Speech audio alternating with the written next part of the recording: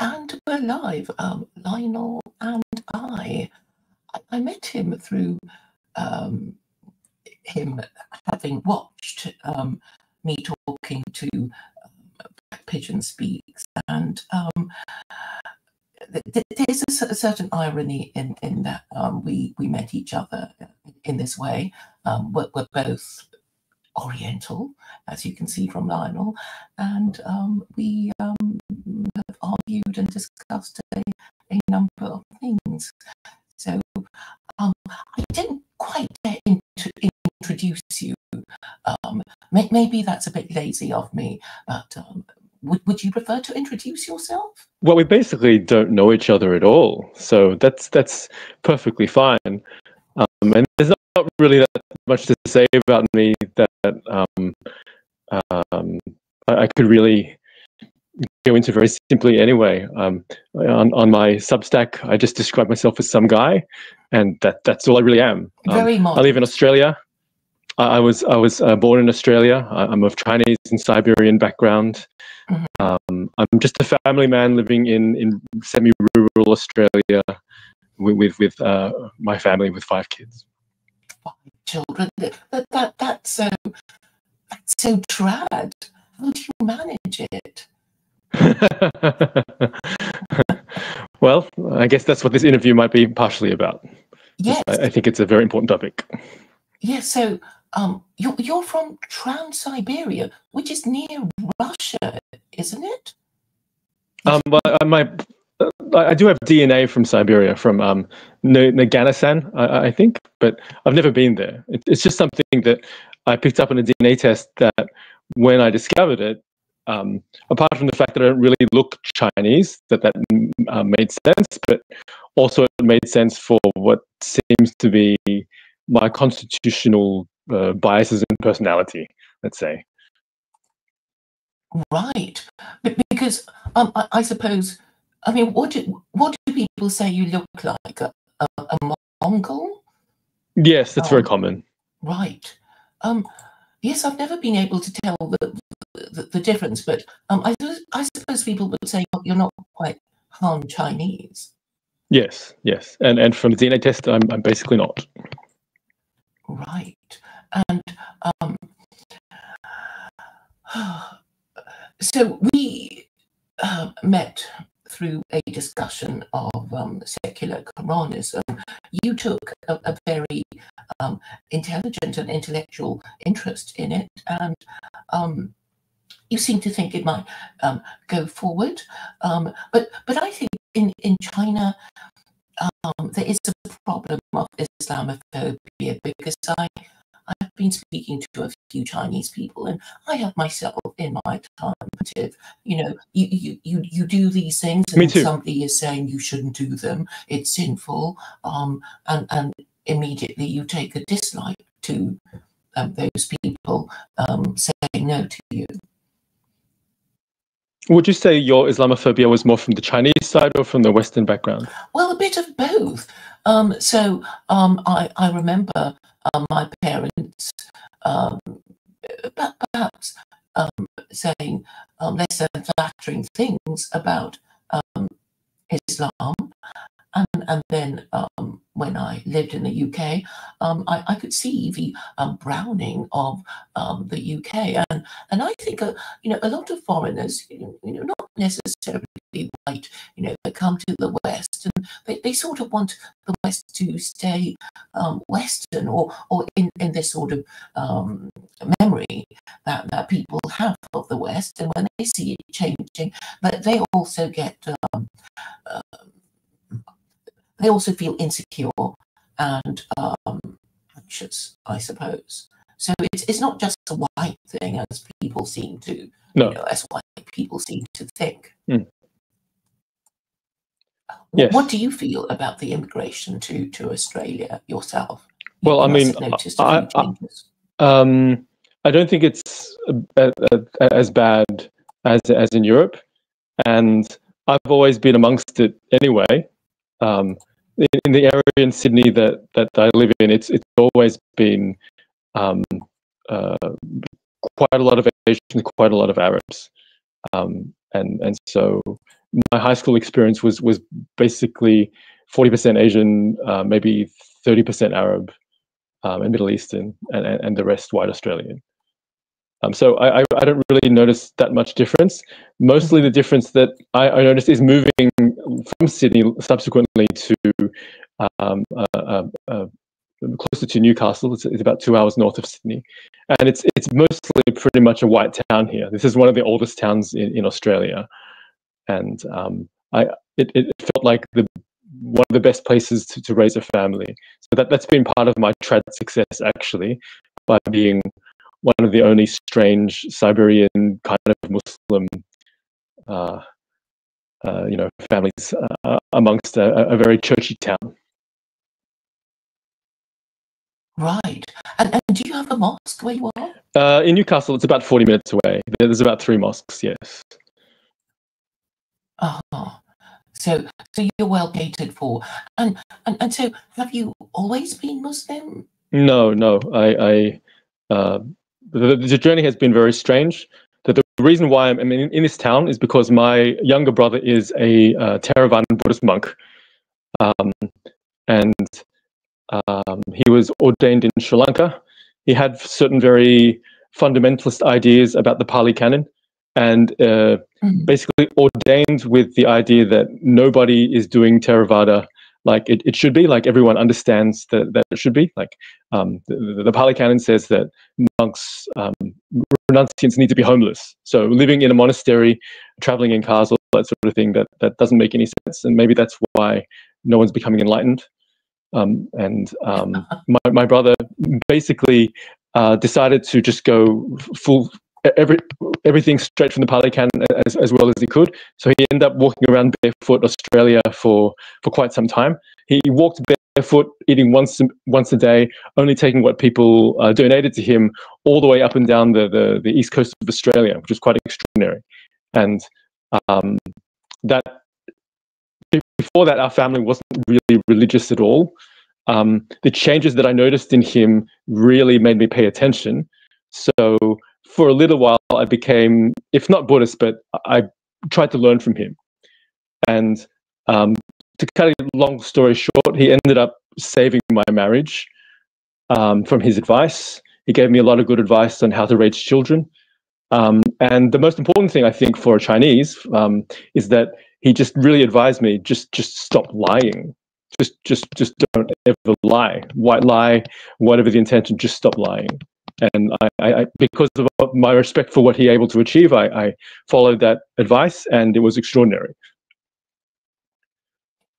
Yes, I think a lot of Western men tell a lot of lies to, in order to have access to women, I suppose, because most Western women are feminists, and I suppose in a courtship period, you don't want to be arguing about politics. And I know the psychologist who basically said that in order to be a more successful liar, you have to believe in the lie yourself. And so they end up lying to themselves. I suppose that,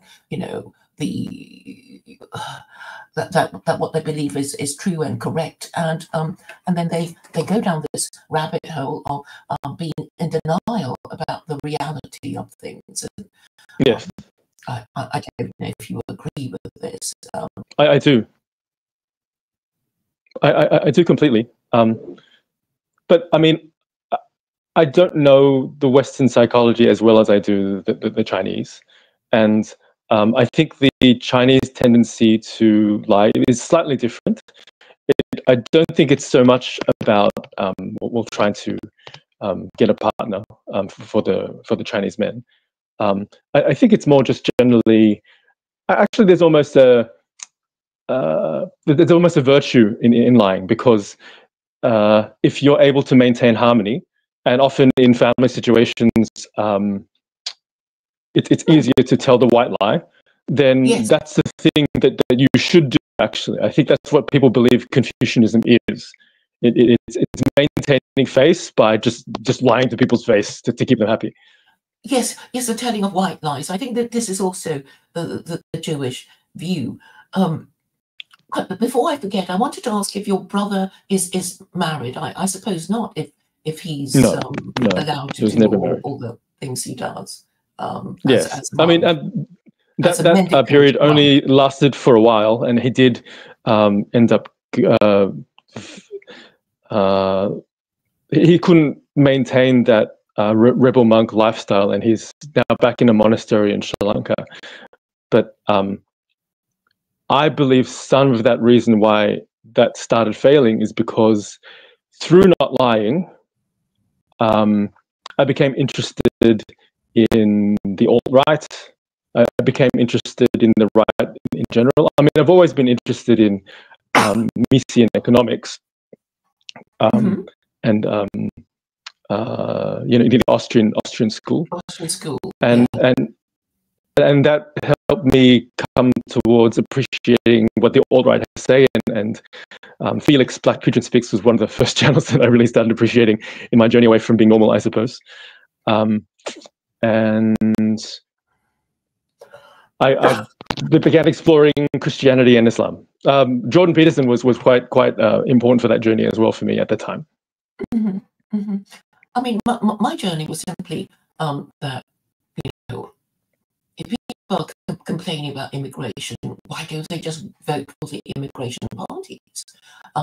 But the thing about the West is that the obvious solution is never the one that they choose.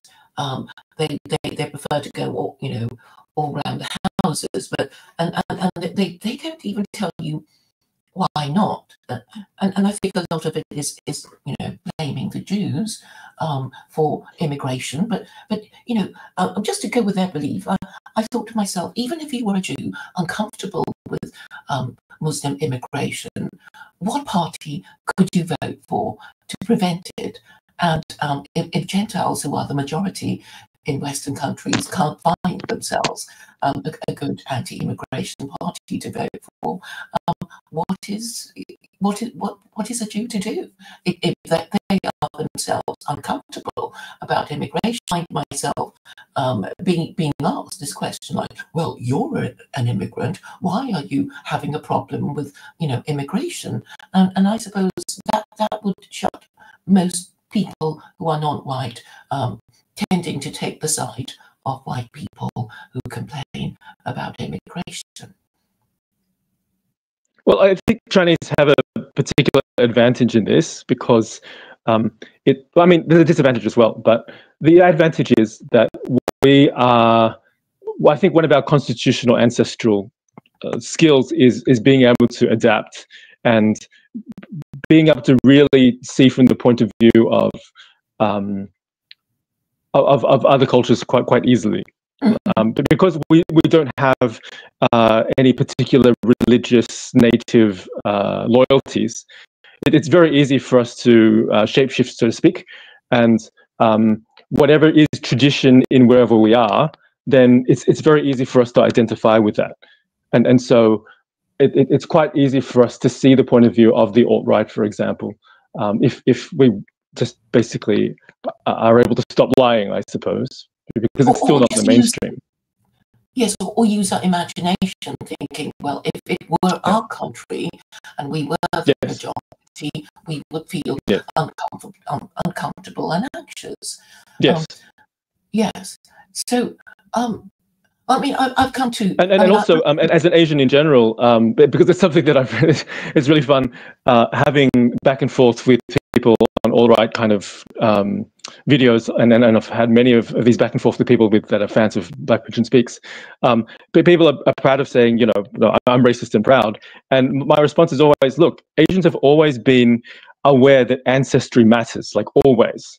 And we're able to be a lot more sane about it, so we don't go rejecting it like multicultural and postmodernism, but we don't go kind of, look how proud I am to be racist. No, look, being ancestrally aware is normal. And if in your ancestry, for some reason, for example, say Christianity, you started losing your awareness of ancestral, let's say, morphogenetic fields, that there's always going to be a bond with your ancestry.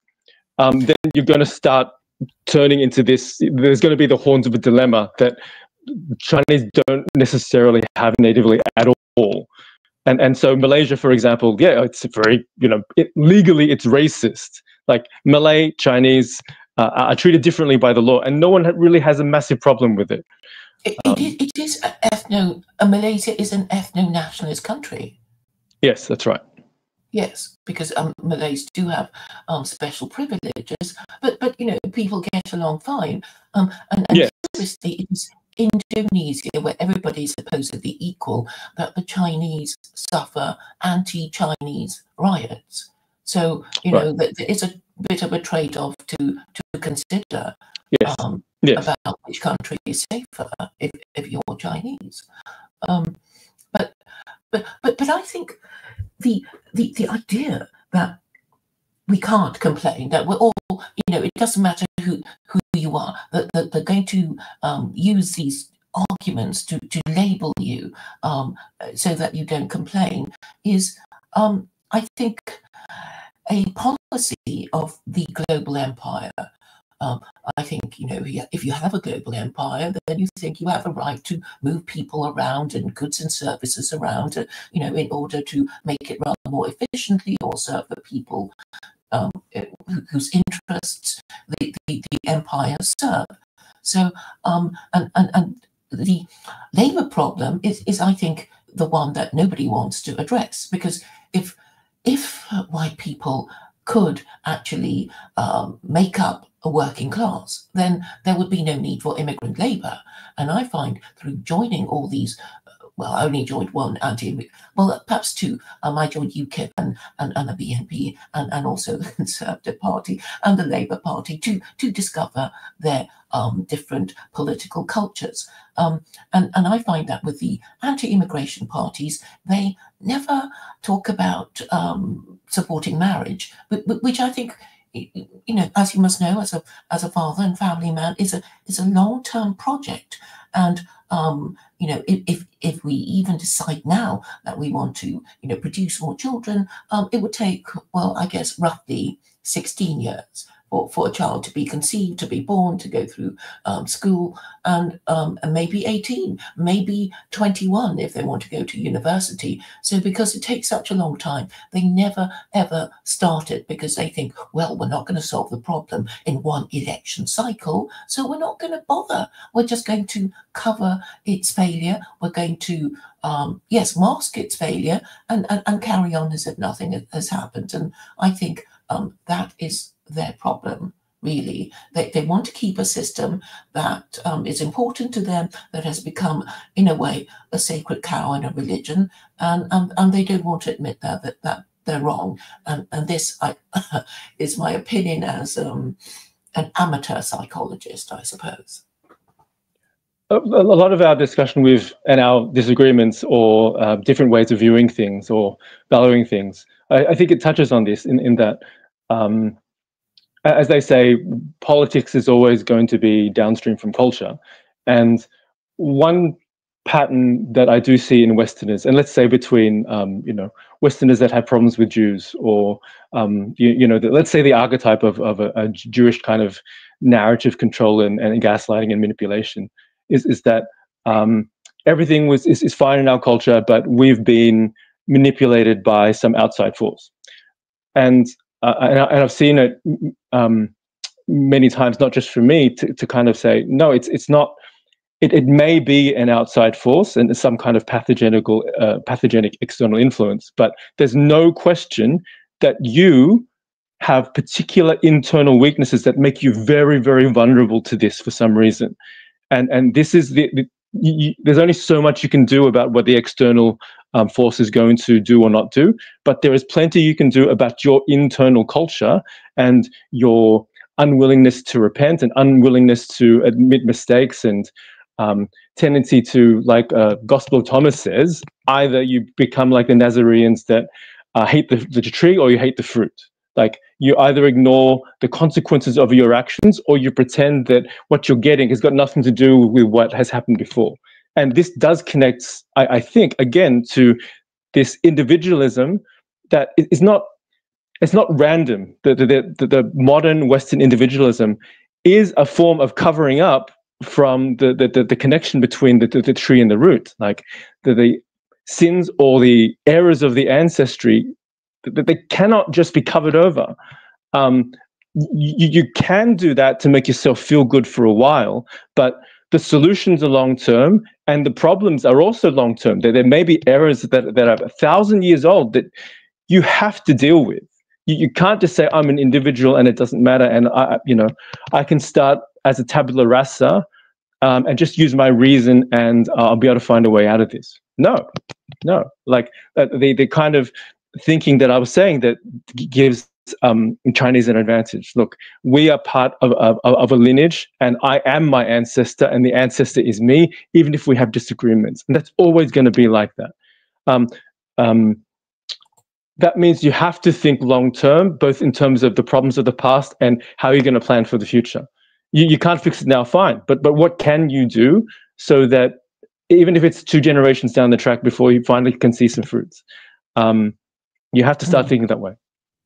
Yes, but even just pointing to the problem in theory, because what I find is that I say, well, this is obviously the problem, but then the comeback is, well, we're not going to solve it now, so we're not even going to talk about it, but we'll just continue blaming the Jews. But when they do that, they're showing that they're so beyond even solving the problem, because while you play the blame game, you are obviously not solving the problem.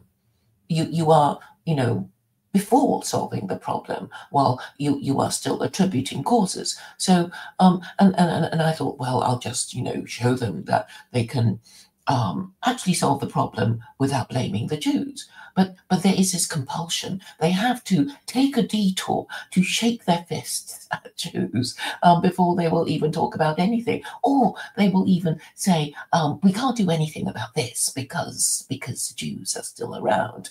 And this is a kind of pathological belief system that they refuse to give up, particularly those who held that view for generations or perhaps, just all their lives. They're not going to admit that they were wrong, and of course that there's so many people who share their view that they feel that they must surely triumph over the people who don't blame Jews or who do promote a solution. And I find a lot of people, I think their attitude is, who are you? How dare you propose a solution while we only complain about the problem? How very dare you?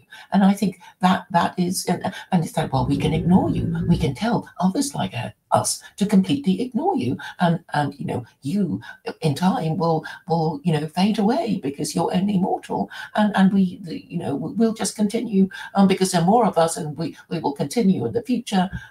So I think that is their tactic and their strategy.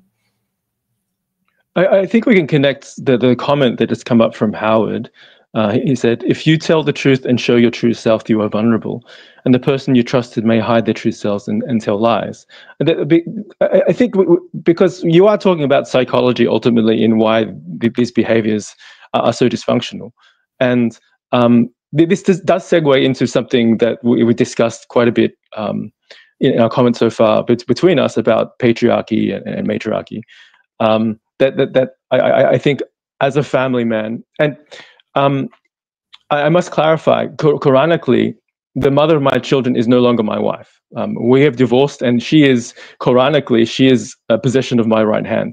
And the particular reasons for that has to do with this vulnerability thing. I mean, Howard didn't specifically say it's about men and women, but I think one of the really important things to understand about men that maybe a lot of men don't understand and a lot of women don't understand, at least in the West, is that it's actually, no matter how strong the patriarchy, we are always going to be powered by yin support, because putting yourself out in public and being very,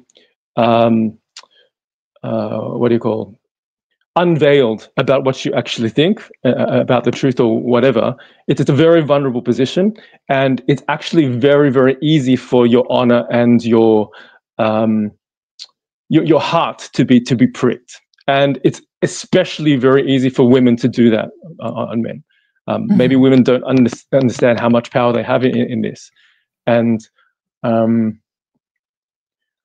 not sure in this degenerate time that an actual marriage of what people used to understand marriage is it's barely even possible anymore because this of dynamic with divorce. No, but more psychologically and spiritually, women don't know how to be women anymore, and men don't understand themselves anymore, how vulnerable they are to a woman that doesn't understand how to bolster a man properly. So even if you agree to all the patriarchal kind of laws and traditions, which the mother of my children does, her psychology is still so fundamentally affected by feminism and by the Enlightenment and the idea that, again, like reason can solve everything, that she can turn on and off her loyalty to me. And that is devastating. I mean, it's actually better if it was off all the time, but because it can be on sometimes and it's very convincing and sincere enough, then as a man, my weakness is to trust that because it means so much to me. But then the next second, when I'm counting on it, it's off. And that's devastating. So if the mother of my children remained my wife, then I would be fooled constantly. But if we both understand, no, she's actually the position of my right hand. So we can still have relations, and it's still all legal in the Quran, and it's still very healthy for the children. There's I have a lot more defense. That says beware, your wives are your enemies. Yes, could be your enemies. That's right. That's right. And your children. And even when the Quran speaks about when Adam and Eve and the shaitan fell, it's usually interpreted, because it talks about, and then you'll be enemies between you. And usually it's interpreted as, men and women on one side and shaitan on the other. But it could also be interpreted, no, you're all going to be enemies to each other. But on the other side, so that's like, so it's just going to be war between men and women. No, because the Quran also speaks about the best friends you're going to have are going to be your ex-enemies. Yes, we can certainly learn from our enemies and even benefit from them. Yes. But I mean, as for the feminine psyche, I think traditionally men just didn't take the political views of women seriously because they were in control and they would kind of, indulge women in their silliness. But now that, women are equal and can vote, men are certainly in a very vulnerable position, particularly if they don't have any protection against frivolous divorces. So, and this, I think, causes a lot of men to be very wary of marrying, and they make jokes like, why buy the cow when you can get the milk for free? Why would you buy a house for a woman who hates you? What I'm saying, though, Claire, what I'm saying, I mean, I agree with that, but men that have women in their lives that don't turn off their loyalty, they can take all of that. The chaos of the family court system, the craziness of the politics and women in power. They can take all of that and do what's necessary. They have the inner strength and the spiritual energy to do that when they do not have women that turn on and off their loyalty, that it's supposedly a supporter. If they actually, so, you speak about the importance of patriarchy, but I actually think, and this is in Islam actually, like the community of women, it's the matriarchy that is not about power. It's the matriarchy of, the inner part of the tent that is completely inviolable part of the women's space. When the matriarchy properly rules the inner veiled space, then they have the lack of anxiety to actually be faithful, even to the point of death, to their husbands or to their father or to their brothers, in a way that is extraordinarily important to a man that stands up to all this crap. Yes, I suppose women can be volatile. When she's in a good mood, she will, be kind, but she also knows your weakest point, and she may say hurtful things. But I suppose it's not about kind. It's not about kind. Loyalty is different to kindness. I mean, I want a woman that will yell at me whenever she feels emotional, and it can be harsh. You know, that's fine. That's part of strengthening me as well. That's different from suddenly becoming self-absorbed. It's very different. I mean, they do say women can be capricious, and that is why it is important that they do not dominate, you know, in positions of power, or some may say, you know, should not be, you know, given any position of power. Because they have all those excuses to, oh, I was frightened, I was on my period, you know, there's a long list of excuses, and I think. But the Quran helps as well. I mean, in terms of the famous thing where you only have you can have one man witness, or you can replace that witness. I think it's for a contract with two women, so that they can remind each other. I mean.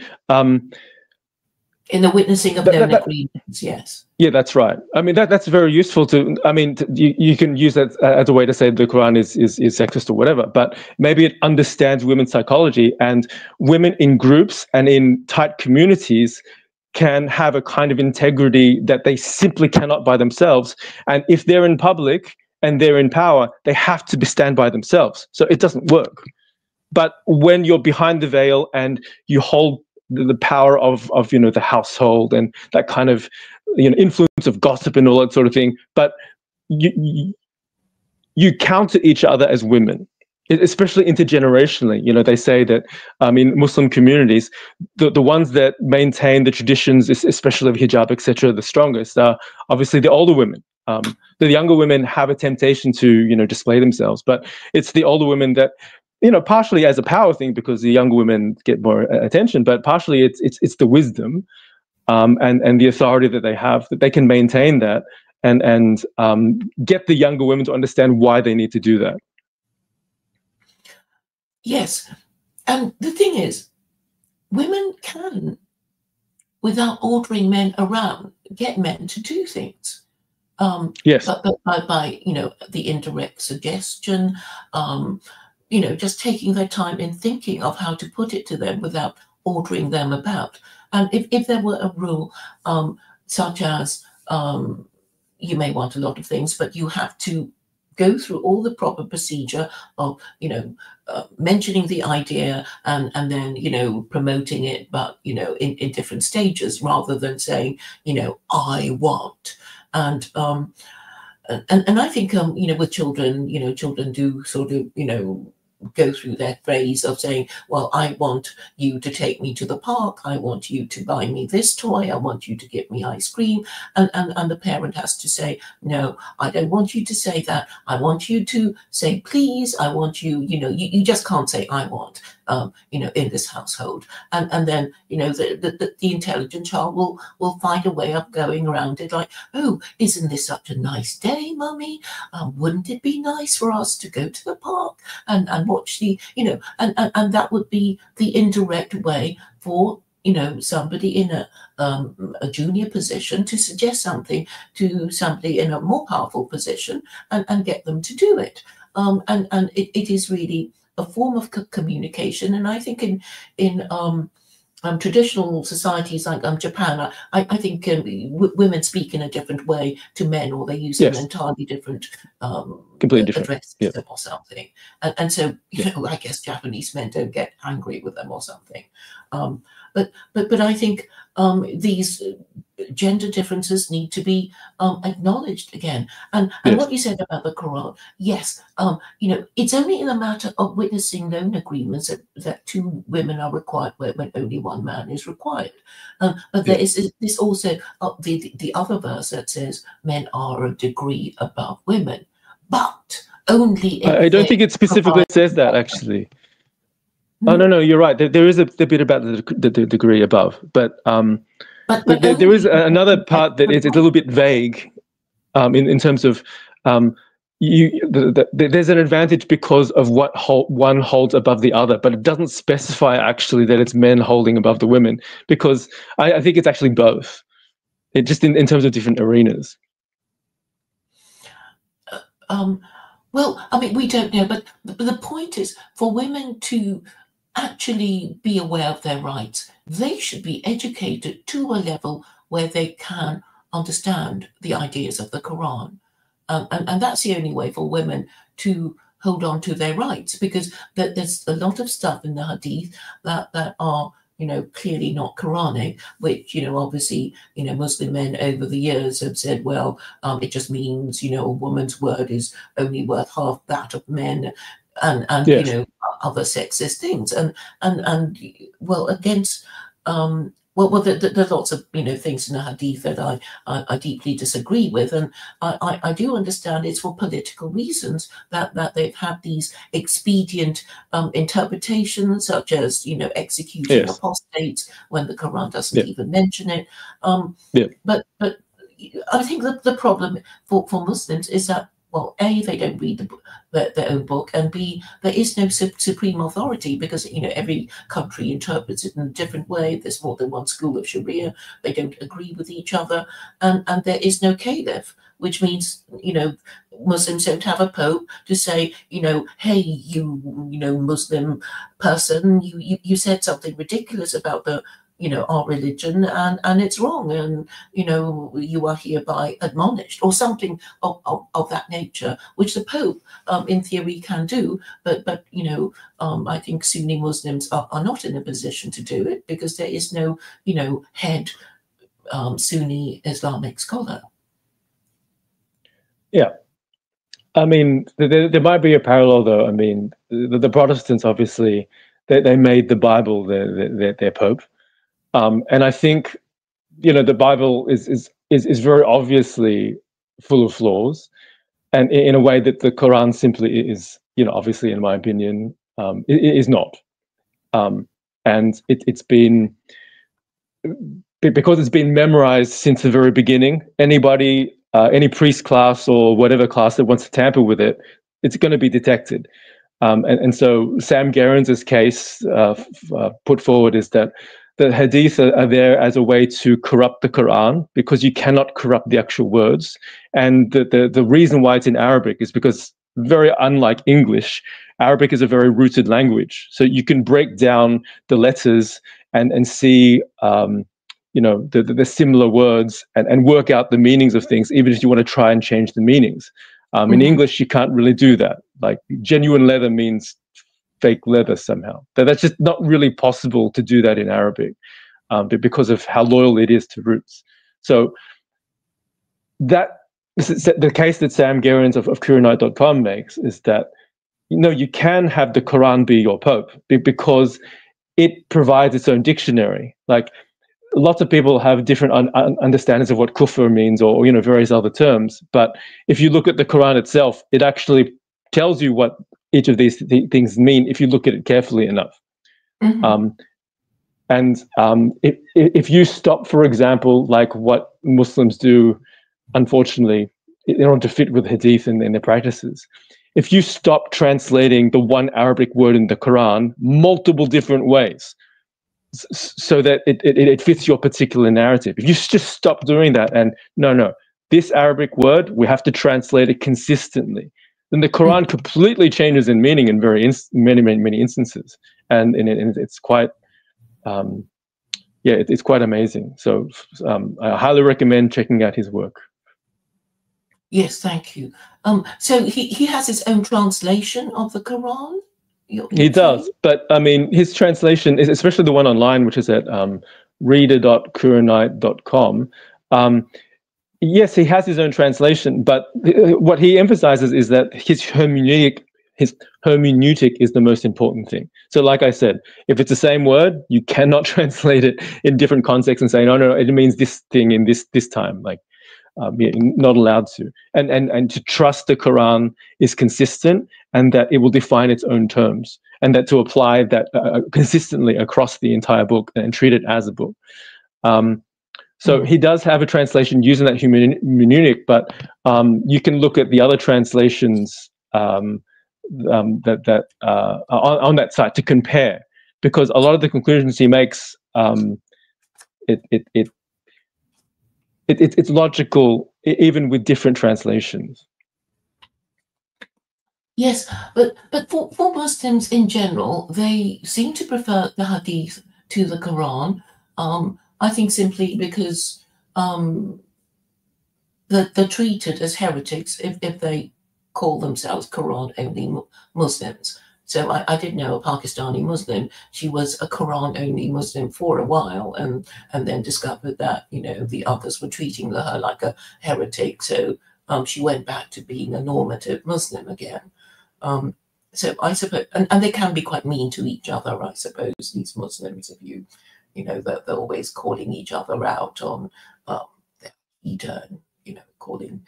Um, but I think the problem can surely be solved by the existence of a Supreme Court in your country. Were you to adopt it, then you would have a supreme authority, and so whatever matter it is, you're going to resolve it finally. But right now, certainly, in Sunni Islam, it's just going to be pushed around because there is no Islamic scholar who is the supreme Islamic scholar.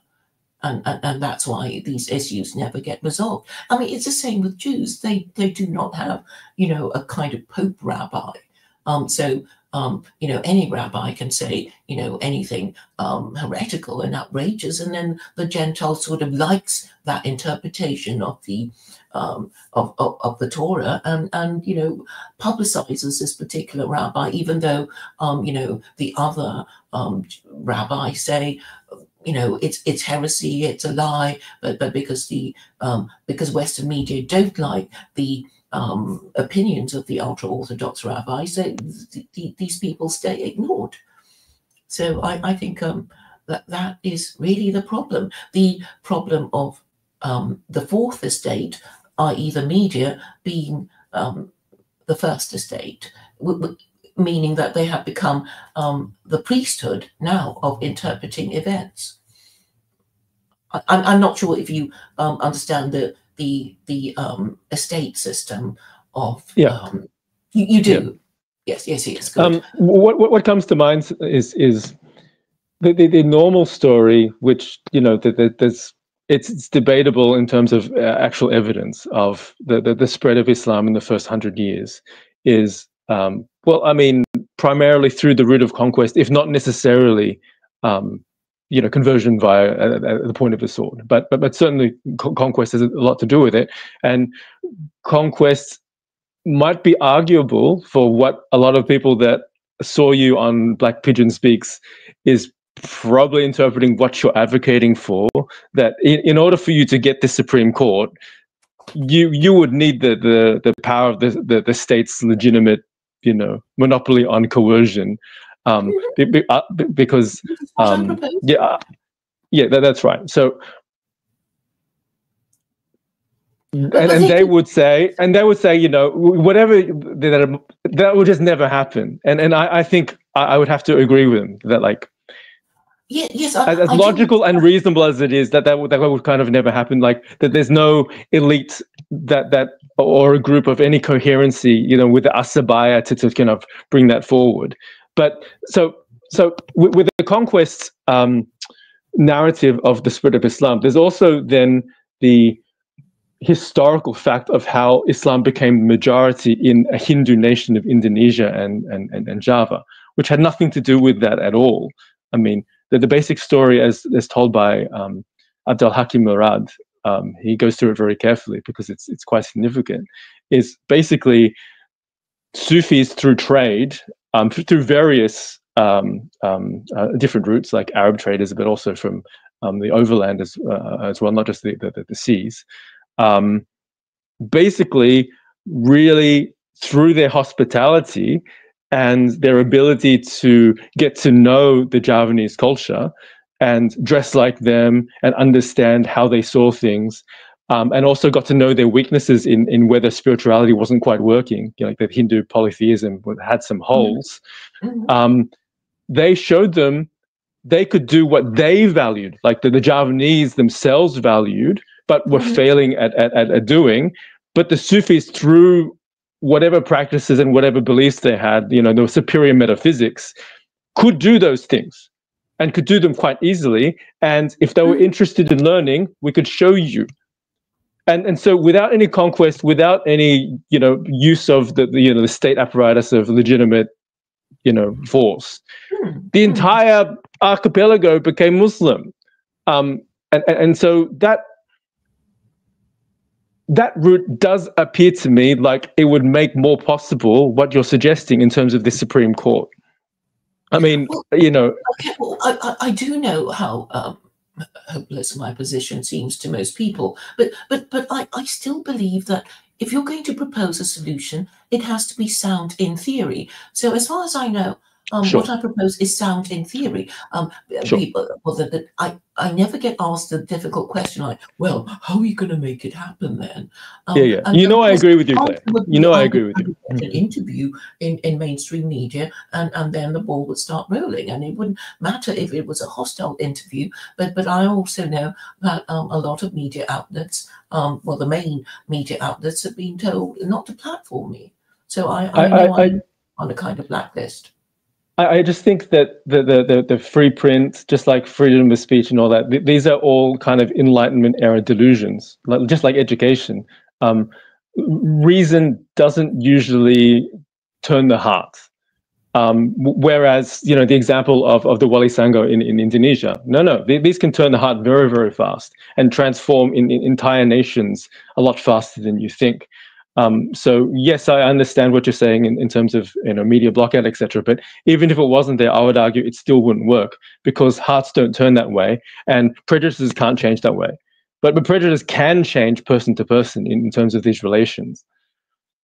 Well, if they see somebody high status, converting to to Islam, well, I was thinking, well, the most high status person would be the British monarch, who has previously expressed, positive views about Islam, but of course that would mean, his abdication, blah blah blah, and but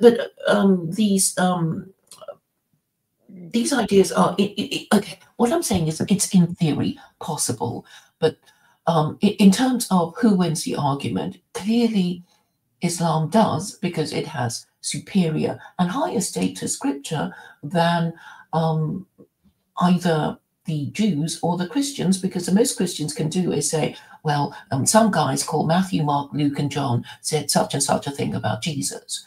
And our belief system is based on the Old Testament, and the Jews will say, well, you've taken our scripture, but we don't agree with the Christian interpretation of our scripture. Obviously, because we are few in number, there wasn't much we can do. You did control the media, and you still control the media, and you're not going to be forming any suggestions that Christianity might be idolatry, because, well, you don't have to, and you won't. But now, in Speaker's Corner in Hyde Park, there is a huge presence of Muslims who give up their Sundays to argue with each other about religion. And I'm old enough to remember when people would just be arguing about capitalism and communism. So I think, in Speaker's Corner in Hyde Park, the political anxieties are organic. That's really where people want a proper debate on, and which the BBC and other media outlets, they're not entertaining these ideas, because they still think that by convincing Westerners that they're Christian, they can control their beliefs and actions. But I just don't see how they can win the argument. And if they're allowed to win the argument, it would be a great failure on the part of Muslims and Jews in not being able to say, well, if you did believe in God, then you would have an anxiety about being guilty of idolatry. And if these Jews and Muslims don't really belabor that point, it is also because they are weak in belief, possibly hypocrites who never believed in it, and thereby allowing Christianity, which is now liberalism, to continue destroying their own civilization and their own empire. What are the fruits of belief free of idolatry? What should be in evidence in embodiment or, well, the good things in one's life? What are the blessings of Allah of following this path, in your opinion? Well, it would be spirituality, because spirituality is a good thing. That the good feeling you get when you believe that you are doing things correctly. So, so the idea that there is an afterlife and that God exists to reward good and punish evil, if you are convinced of it, then you will do the right thing, wouldn't you? You would be prepared to speak truth to power. It wouldn't be a problem for you. But I think a lot of people, they know they're supposed to believe in these things, but they're told, but in such and such a situation, you better not, or else you won't get the job, you won't get the woman, you won't get a whole bunch of things, and that the most urgent thing you have to do is survive, etc. But going back to what your brother said. The spiritual peace you get of speaking the truth. So even even if most women might be turned off by your anti-feminist views, the woman who will stay with you, obviously, loves you for yourself, respects your views, and in a way, you don't waste time with the women that you maybe should not be wasting your time on. I think there's it can be quite an expensive process. So there's a meme, somewhat. What do you call it? It's the not bipolar. The really self-absorbed woman. There's a at least popular diagnosis. No. Histrionic. No, it's B something. Not bipolar. What's BPS? Something syndrome. Could you just describe it? I mean, but it might come to me if you describe what it is.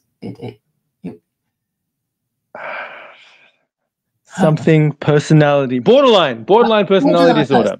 Yes. Now, there's an interesting. I find it quite humorous. Like women that themselves admit they are borderline personality, advertising how great it is to be with a borderline personality woman. And I happen to agree with them in a certain way, because wrestling with a borderline personality woman and then winning her is the most satisfying thing. And I'm not necessarily going to say in public that the mother of my children is like that, but it has indeed been the most spiritually rewarding thing to win over the feminist or borderline whatever.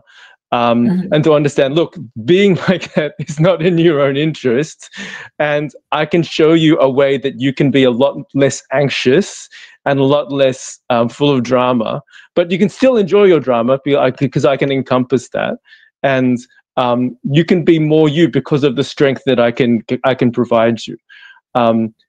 Yeah, that has been the best part of my relationship, to be honest, because the mother of my children hasn't really natively been interested in any of this religious or patriarchal stuff. But there's just no question that the fruits of being with a believer.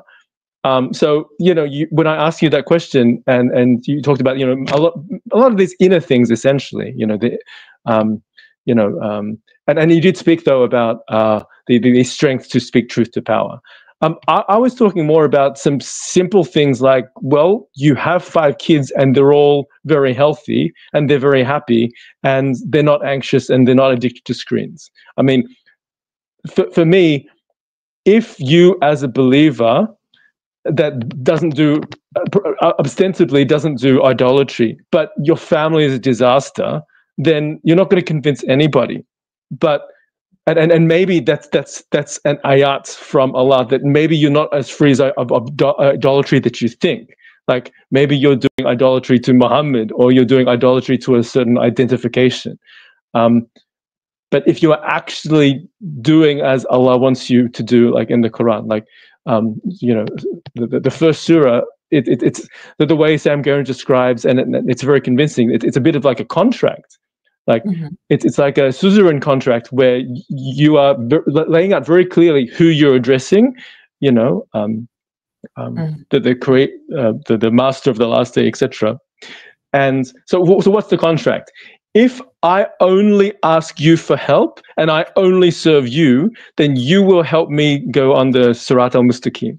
That's the contract. So if you're not on a Sirat al-Mustaqim... For the benefit of our listeners, what is that again? Hypocrites, yes? So in the middle of the first surah, you alone we serve and you alone we ask for help.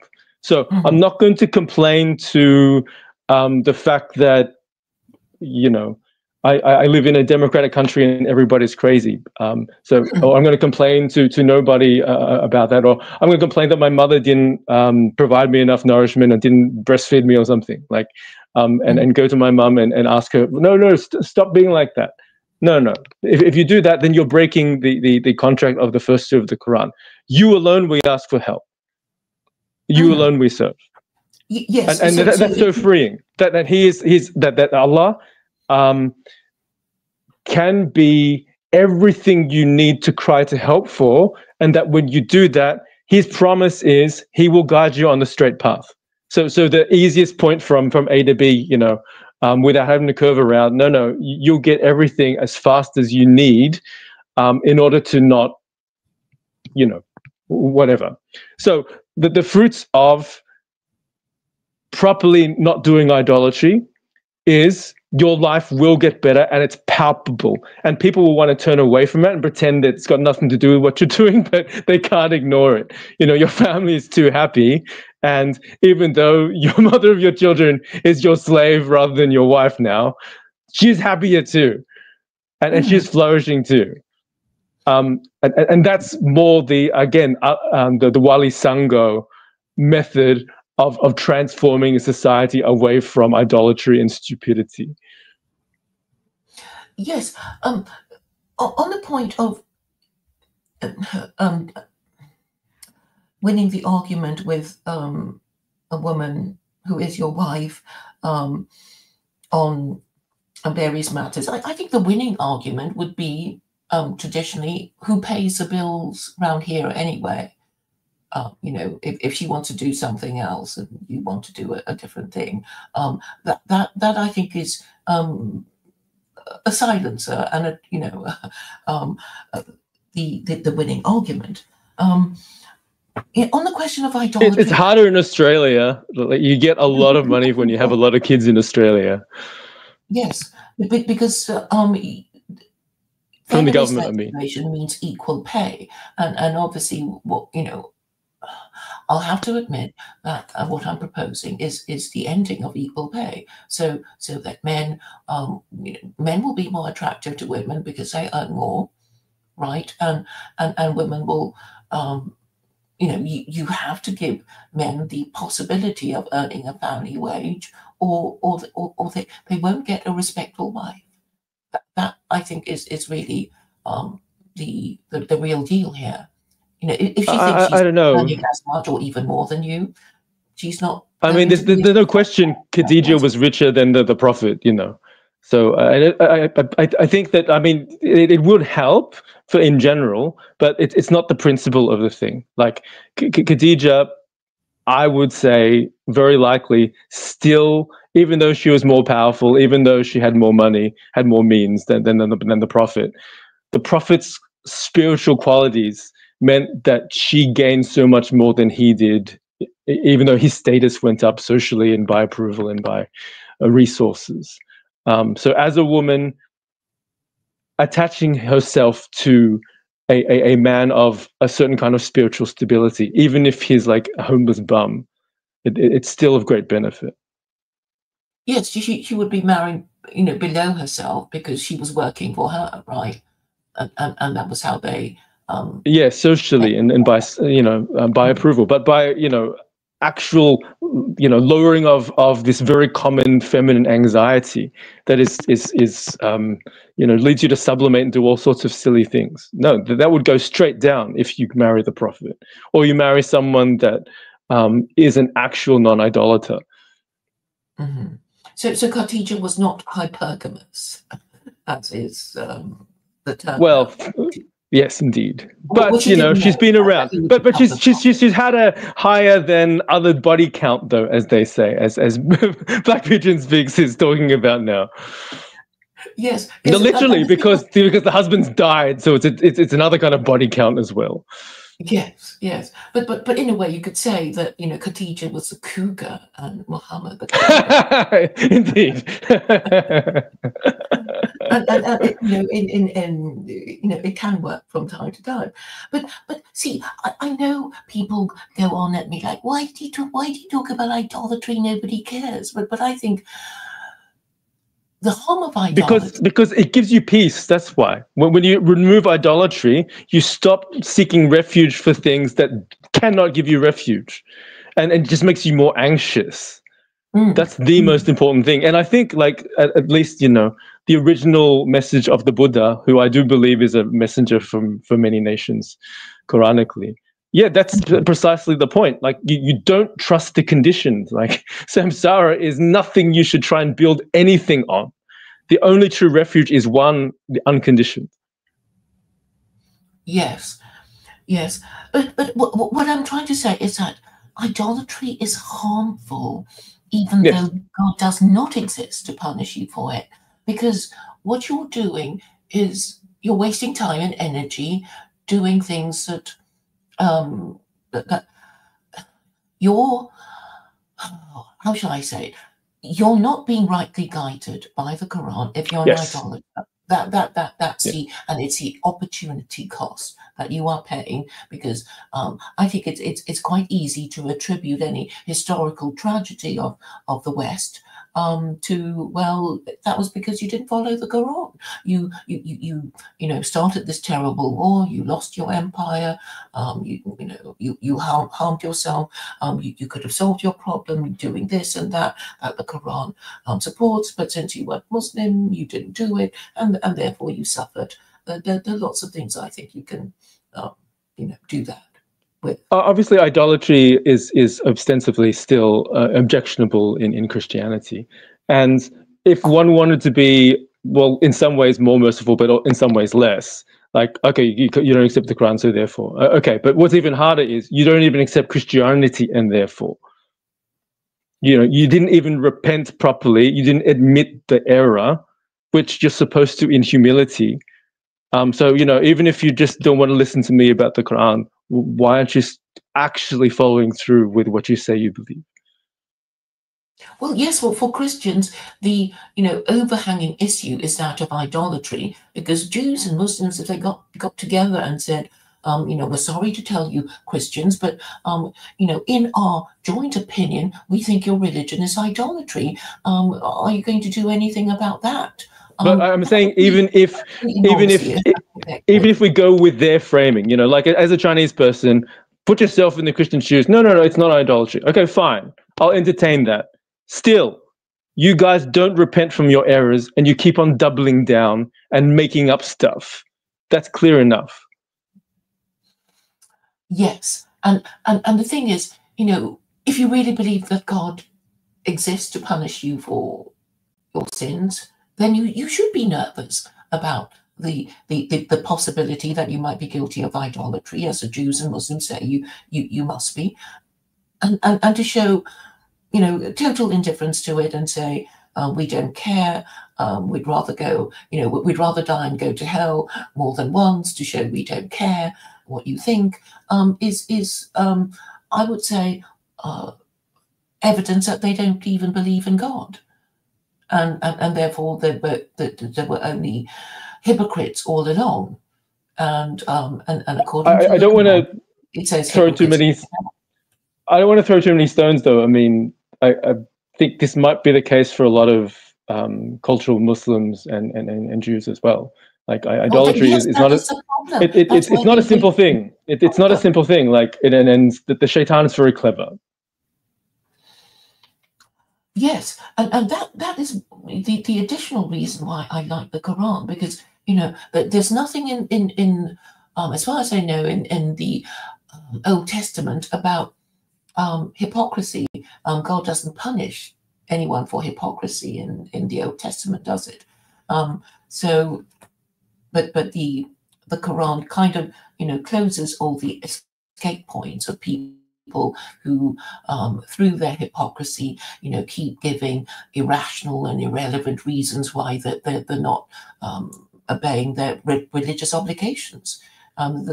Clever people can be very creative about giving semi-plausible reasons about why they're not doing what their scripture commands them to do. Or at least what they understand the scripture is commanding them. As I say, most people are hypocrites. Sorry, yeah, but I mean, the Quran also says that those that are spreading corruption from throughout the earth, and they say, no, we're not spreading corruption. Well, the Quran is confirming that they see not. So this is a particularly confronting thing, because it could be me as well. It could be you as well. It doesn't clear us. We're always like, it's one of the dangers of the Phariseeism of just following the law is you're following the law, so everything's fine, right? No, but in Sufi tradition as well, like you can follow all the Sharia, but you're still going to go to Gehenna because no, you did that for that purpose. Yeah, I know you went into battle, but you just did that for that. So sorry, you're still going to Gehenna. It's not that simple. Yes, but good and evil, it's not defined in the Quran. It's not defined by Western moral philosophers for the reason that even they cannot agree amongst themselves what is good and what is evil. But if you have the Quran, if you have Islam, and you ask any Islamic scholar what is good and what is evil, surely they would say good is what God commands, evil is what he forbids. And then you have it nice and neat about what is good and what is evil and what is corruption and what is hypocrisy. Yeah, if you say so, Claire. I don't know. I'm just using legal arguments because there are lots of commandments. I mean, I go on about chapter 18, verse 4, which, as far as I know, no Muslim has ever done properly to any important Christian leader after the lifetime of Muhammad. But they really haven't done it. So Christians could be forgiven for thinking, well, we don't know. You never told us. Did you ever? I don't think the Jews can say, oh, on such and such a date, we formally told you that we are concerned about your kingdom, which may attract the divine punishment because you are, in fact, practicing idolatry. I don't think that there has been any event that could be said to constitute a formal, public, official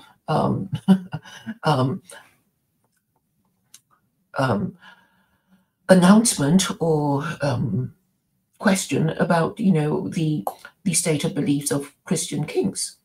And I think it seems to be a wasted opportunity if even now they refuse to do it with Americans supposedly enjoying their First Amendment rights. I think it can still be done. Given what the Quran says about those that, I mean, obviously it mentioned Christian Sabaeans, etc. That old question of not all Muslims that follow Sharia to their utmost are going to go to Jannah or be of the foremost. And it seems to be the Quranic case that not all Christians are going to be in Gehenna either. So how do you account for that? Well, we don't know who actually goes to heaven or hell. But as far as Indeed, but we do know what the Quran says about even Christians will get their reward, like.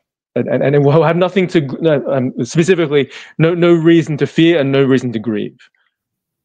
Well, for Christians, Yes. I thought it is for those who are patient and persevere. They shall not grieve, nor shall they fear. No. I mean no need to grieve, no need to fear. That's multiple. It's used many times in the Quran, and it is used to describe the Christians that. So it's not all Christians, but the Christians that will also be the same. So if Christians are idolaters and idolatry is so horrible, how do you account for that passage? Well. There are some Christians who are Unitarians, right? So they basically believe that God is one, right. Jesus mortal. But that's still idolatry, surely. By the church. Sorry? I mean, that's not Trinitarian, but that's still, strictly speaking, still idolatry, surely.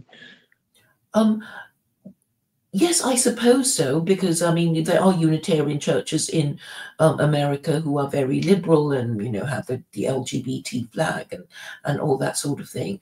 So, but I suppose the problem with the New Testament is that it contains no guidance for anyone wishing to use it as a guidebook for their theocracy, because although it does say extreme things, they are obviously not to be followed. Like, if your hand causes you a problem, cut it off, and that sort of thing.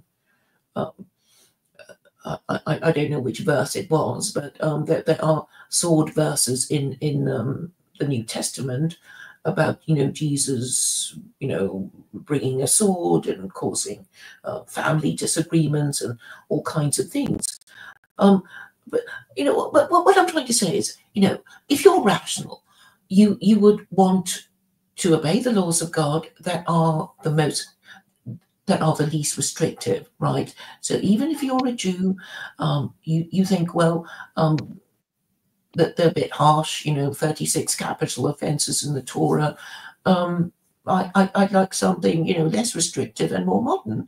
And you obviously it's in the Quran because it's quite modern compared to the Torah, and clearly less restrictive, and even useful to non-Muslims, as I keep trying to explain to people. The banning extracting the Hadith-based Sharia away from the Quran will be tricky, because that's the biggest sell difficulty, I would say, for what you're trying to present to Jews and Christians. Well, I mean, yes, the Muslims hate me for saying that the Quran, because Quran-based Sharia is very micromanaging of everything. Sorry, what do you mean by that? It's micromanaging. I mean, not to the extent of the extremes of Judaic law, but it's obviously compared to Christianity, it's very life micromanaging. It's not a religion after all. Islam is a way of life. Yes, it's a legal system that regulates gender relations, labor relations, and international relations. We should be grateful. But Hadith-based Sharia, it goes into the detail that the Quran-based Sharia doesn't. And that amount of detail and micromanagement is, well, no, I don't want anything to do with that myself either. And I can understand Westerners that want nothing to do with that. What aspect do you consider micromanagement? I need to wear a beard and know when to cut it. Well, you don't, propose, this kind of thing. Yeah, that's right. So I'm not saying that you are. I mean, but again, that's why specifically, SK is not Hadith based. But so as you can understand the point of view though from Christians and Jews that you're trying to sell to, you speak about Sharia. It's this micromanaged Sharia that is the fruit of the Islam that most of us know. Yes, so that's why, I created a legal system which is not a belief system, but for my haters, they want to equate secular Quranism with honor killing. So this was this argument I had with Yeah. this No. Turk who basically, oh, we don't want their culture. I lived in Turkey and they did this and they did that, and the thing is, Islamophobes have their sacred belief system, and it is that Islam is hateful and objectionable and the end of Western civilization as we know it. And it's like, yes, I have to admit that that is true, but in a good way, because obviously if the West no longer practices liberal democracy and gives up its Christian identity, it would be the end of Western civilization as we know it. But it's not this sort of apocalyptic event that that results in the burning of cities and the dropping of nuclear bombs and that sort of thing. It just means that we're going to be run using a different system and have a different kind of belief. And I don't see why it has to be violent if it is managed properly, and it can be managed properly if the media cooperate. So I guess I'm appealing to the CIA, whom I believe control Western media.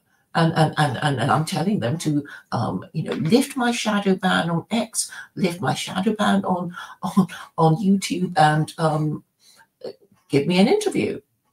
Because over the years, there have been journalists, a tabloid journalist from The Sun, and a Guardian writer who actually wanted to interview me. And I know she wanted to do a hatchet job on me, but even that was not allowed. So they basically said, no, we're not going to give you the oxygen of publicity,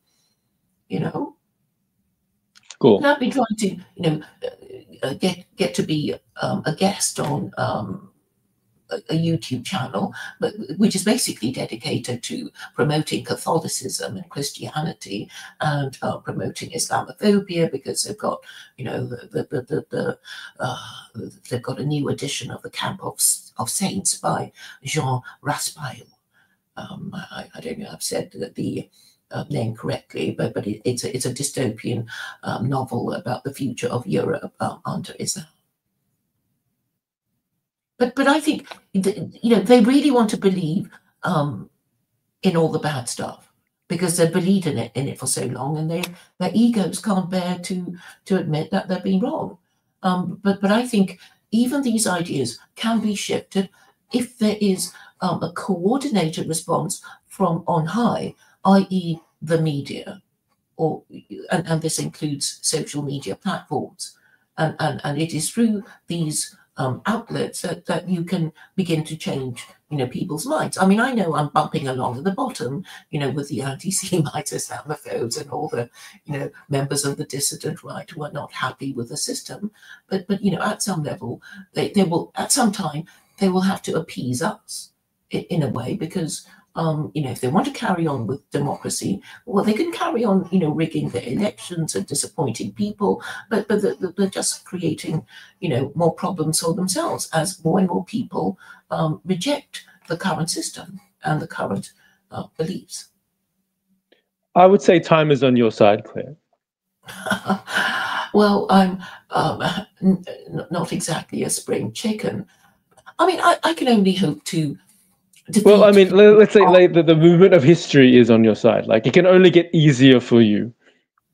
Well, I suppose, yes, I do think if the West corrects itself, then I must be, every day must bring me closer to the time when the West realizes its error and corrects itself, even though it might not take place in my lifetime.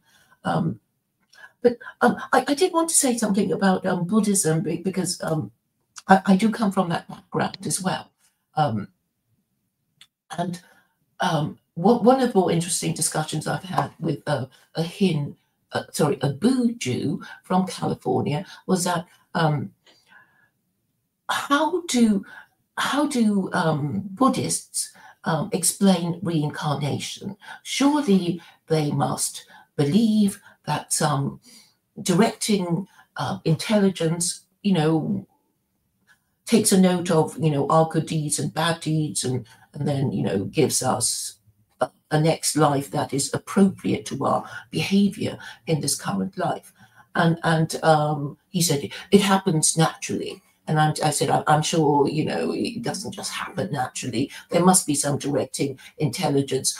Hindus believe in reincarnation too, and because Buddhism is really codified Hinduism, we must go back to Hinduism. So who is responsible for reincarnation according to Hinduism? And it seems the answer is Lord Yama, who is the Hindu equivalent of Hades, it seems. So I think even if you say you don't believe in the Abrahamic God, I don't see how you can create a moral system that is, without a directing intelligence that punishes punishes evil and rewards good in this life or the next. I really came to embrace Islam on a similar route, but not so based on moral sentiment. My background is in Chinese medicine, at least. Well, I'm surrounded by Chinese medicine, and coming to understand how Chinese medicine works on resonance and not linear causality, it actually presupposes a guiding intelligence to have everything actually function as this pattern of herbs and this shape and this color causes this effect in one's body and in relation to your social environment. It has to be morphogenic. And yet at the same time, it doesn't deny that atoms and a more kind of straight approach still has to make sense. So that obviously requires Allah for any of that to even cohere in any way, the perfect poet kind of thing. Yes, so if you accept that God created physical laws, if you accept that he created the universe, then obviously, subjects like physics and chemistry and, biology. Yeah, the more linear side. But then there's the magic side, which is essentially, Chinese medicine is essentially magic. It is essentially, form resonating with form. So you have the physical laws kind of progressing on their step-by-step thing at the same time as resonance has to be perfect everywhere. So that the Islamicate world is full of everyone, Sufis, non-Sufis, whatever. Everyone believes in astrology. So how is that? And actually, Al-Ghazali even uses the medicine of resonance as one of his proofs of Allah's existence. Oh, really? What's the argument? I'd be very interested to know. Well, it's similar to what I'm saying, because it confused Sheikh Abdul Hakim Murad when he read that, because I think his image of medicine was still kind of this medicine based on natural physical laws. But no, Greek medicine isn't that. Homeopathy isn't that. Chinese medicine is not that. Chinese medicine is based on ayat and signs that resonate throughout the universe. It's based on astrology. So astrology, if it has an actual existence, it presupposes Allah. And that kind of medicine based on resonance, it presupposes Allah.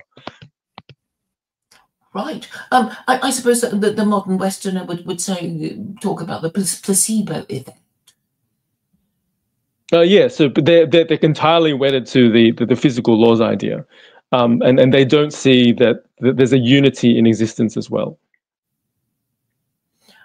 Yes, and mind over matter is another phrase that comes to mind about how people might suddenly start feeling better because they've been given hope for the future.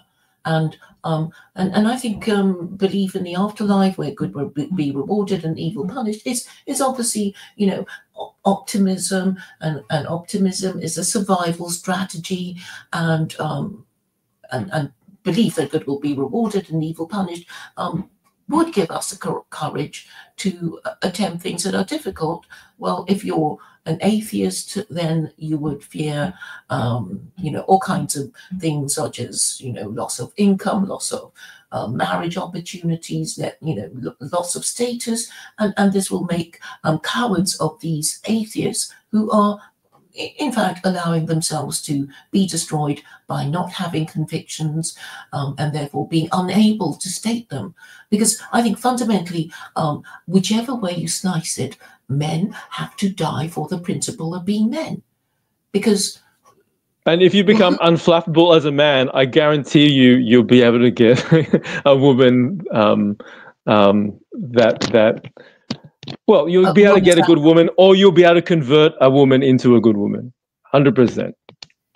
Yes, so you have to show, overwhelming superiority or the confidence that you have it, and this always impresses a woman, and that I think is fundamental. And of course, if you believe it, then you are able to display it. But obviously, if you don't believe it and you're only lying, you won't be able to keep up the act for long.